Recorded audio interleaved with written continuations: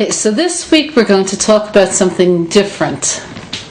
In many of the classes we had on Navi, at Yecheskel, Daniel, we speak about the map. What map? There are two ways of looking at history. One is linear, which is how you learned history in high school. You know, people lived in the caves, they got out, they formed city-states, and from there, whole empires, and gosh, here we are in, the Astrodome in Texas where they have astrosurf. No. Meaning, the people who write history books see a certain kind of causality. One thing leads to another. But they have no sense of destiny. Where is it supposed to go in the end?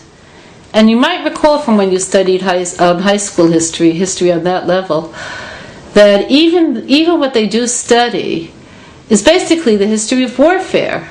Because the history books are written by B'nai Esav, and this is what they see progress is being based upon.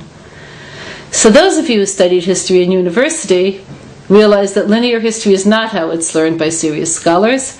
Instead, what they do is they look for cycles. What really brings about changes in different cultures? So they're not completely Eurocentric, and they do seek patterns, and they look further back. And serious historians such as Toynbee actually do even find patterns, but they still have no sense of destiny. They don't know the map. So it's like having a car guide, a GPS, in which it's telling you 20 more feet and make a left. But you never typed in a destiny. You don't know where it's taking you. Imagine that. George Washington Bridge will be... Okay. So the parak that we're going to be discussing today, which is Yeshayahu Perek Mem, is meant to tell us where it's all headed. So it's a deep parak. It's a parak that's familiar to you.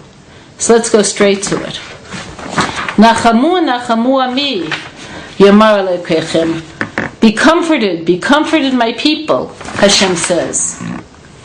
Rashi says, okay, Hashem is revealing all of the future prophecies from here until the end of the end of Sefer Yeshaya, and he's going to make breaks between most of what he's writing, which has to do with sins and suffering, to tell us that that's not the end of the story.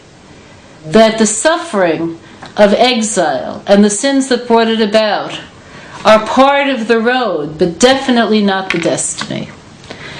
So what does that mean practically? So what that means practically, the road, and this is a road in which there is sin and there is suffering, make no mistake. The day will come when you'll say, this was taking me somewhere. Now this is true in Geulas HaPrat, individual redemption, as well as Geulas HaKlal. Malbim takes this further. So what he says, who's Hashem talking to? So I said, the Jews. He's more particularized. He says specifically the prophets.